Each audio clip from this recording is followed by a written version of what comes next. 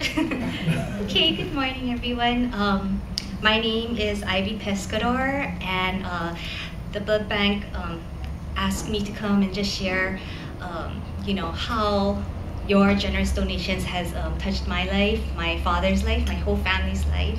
I work for the City and County of Honolulu, Environmental Services out in Kapolei, Hale, and my parents live in Pro City. So this is a love story I'm gonna tell. It's a true story. It's about my parents. My parents were they grew up in Aiea, and when they fell in love at a very young age, my dad was 17 and my mom was 15, and he was a produce person, a potato man in Foodland. And so my mom and her girlfriend would go in and check him out, and my mom thought he was so dreamy, and she would like make her eyes like that to him and stuff. And then so finally he asked her friend, a guy, for her phone number, and so he asked her out, and they went on a date, and then 2 days later he asked her to go steady, and she said yes, and they fell in love. They got married 5 years later. My mom was 21, and they had 2 years later me, and they had 3 happy children, and we grew up in Pro City. It was just a perfect childhood. You know, my parents are super awesome, and they really love each other. And I just remember things like my dad teaching me how to swim. He loved to swim and ride dirt bike, and we'd throw football in our street to the end of the night. And our street is kind of like a slope, so he was nice. He would let me be on the top side, he'd be on the bottom side. So when I throw, I had to go run after it, but I didn't have to do that. And he just was, he's just a really great person, a really great dad, and I've just always been proud of him. His work ethic, he just worked really hard, and he was a car mechanic. And my mom was, he let my mom stay home, homemaker, to raise us 3 wonderful children. But yeah, so it was a really great childhood. And I'm really proud of my dad. And I told my dad, before I met my husband, John, Dad, you are so awesome. I hope I can marry someone just like you. And he said, you know, hard to find this kind nowadays. And it's true. But yes, I did find someone just like my dad, my husband John over there. He's taping this for my dad, so he knows like what I talk about at these kind of things. So anyway, it was a really great childhood, and until 1995, unfortunately, my youngest brother Francis, he was 19. He had some kind of heart condition. His heart just sped up really fast, and he went into cardiac arrest at home.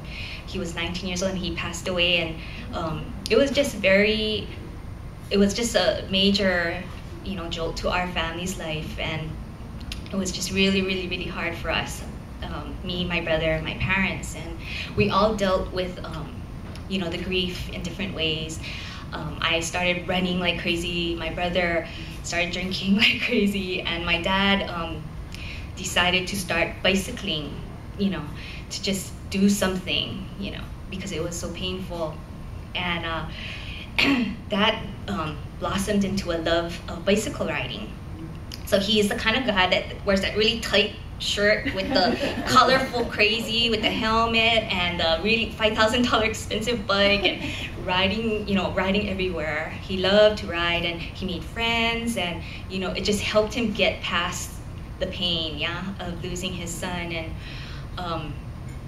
it started a whole new life for him in a way, and he made lots of friends, and they would go bike riding around the island, and his favorite was going up and down the mountains. He would tell his friends, okay, let's go, and so he'd be the leader, take them up Aiea Heights, then down, then the one up to Rose Summit, then down, then Pro City down, Palisades, like up and down, up and down, up and down. And that's one morning, and he would do that every Sunday, and he would ride his bicycle to work.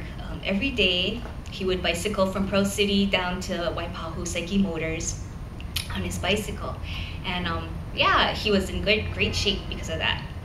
But unfortunately, last year, June 29th, 6:24 in the morning, he set off on his bicycle to go to work.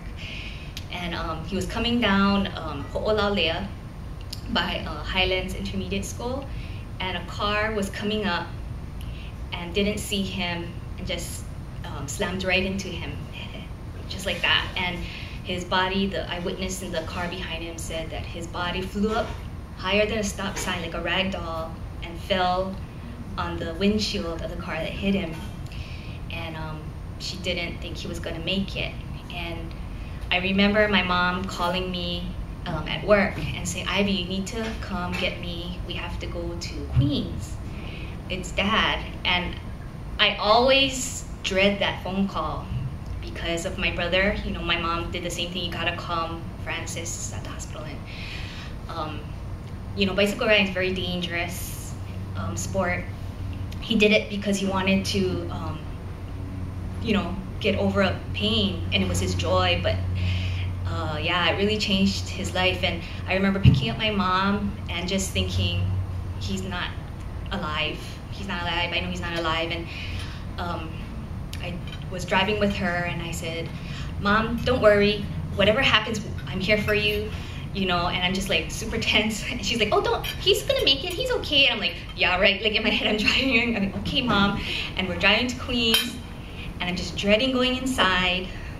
And then, so I go in, and then there's this little room with all my family waiting for me. And I just start crying, like, oh my God, he's dead, he's dead, he's dead. Because I was crying, and they go, no, he's not. And I went, what? He's not? Oh, where is he? And then so they rushed us to the ER, and I saw he was in one of those rooms, and all these people, like a hive of bees working on him, you know, and they were like all doing stuff to him, like 10 people all at once. You know, it was really scary looking, and they were just pouring blood into him, like constantly. Like he was like a colander, and all the blood was coming out, and they're putting the blood in, and he just was a real mess. He sustained a lot of injuries, some of which were his leg. The bone was sticking out of his leg, one side. He punctured 2 lungs. He had a tear in his aorta, you know, that big pipe that goes into your heart. It was a tear, and crushed his spinal cord high up. And yeah, so all kinds of things. He had many surgeries, and he just didn't look himself. And it was, they all told us to prepare to say goodbye and everything.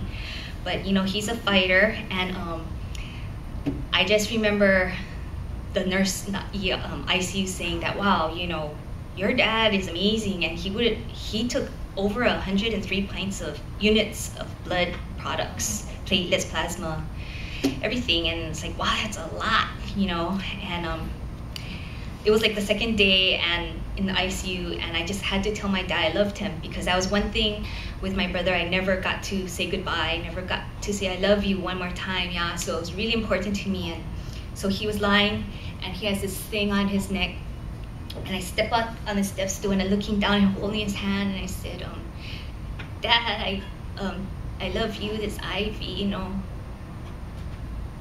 Thank you for being so great, you know. And I felt his eye open a little, and he squeezed my hand, and I felt so happy, you know. I felt so relieved that he knows I love him. I got to say goodbye. I got to say I love you, you know, one last time. And at that moment when he squeezed my hand, I just felt such a gratefulness in my heart to all the people who gave blood, because you gave me a gift, you know, of saying goodbye to my dad and saying I love you, and knowing he heard me. And I just remember thinking, if it wasn't for people like you, people that give blood, I wouldn't have had that moment, you know. And it was a really hard year. He fought through it. He had his, you know, spine fused. He had drained out of his lungs. He had a trach, and he had this surgery. He had super plenty surgeries, and every surgery, it took a lot of blood. he took blood. You know, he had so many surgeries that you were there every single time. He was almost near death, and it was just a very hard year. My dad is A+, his blood type, and he did, over the whole years, he took about 120 blood, they call it units of blood. It's not just pints, it's just, you know, the different things.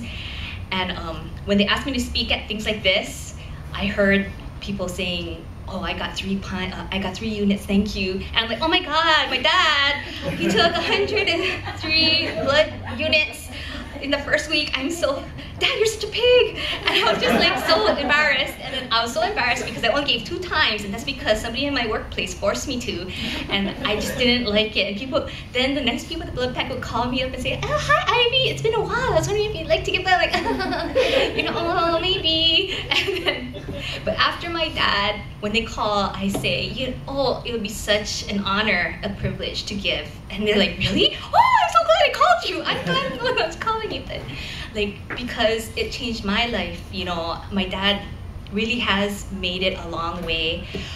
He went through therapy, and he's in a wheelchair, but he can transfer himself from bed to chair, you know, and he started doing Sudoku again, you know, the newspaper in the morning and reading the paper, watching the news, and he loves his Korean soap operas now with my mom, which makes her so happy. And you know, just all this, every day is a gift with my parents. And my mom is super grateful because that's her soulmate, yeah. And they live together, they're independently living together in the same house that, you know, I grew up in. And she has, you know, her partner, her Foodland Potato Man still. And, you know, if it wasn't for people like you, my mom would be really lonely. My son wouldn't have his papa, you know.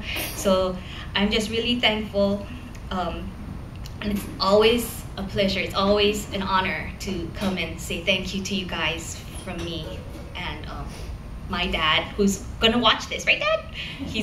We're taking it because he's like interested now in what happened to him.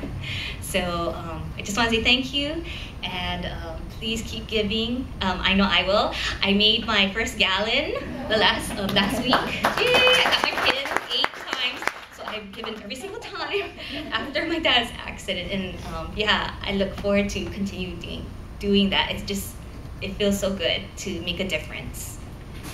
Okay, I think that's it.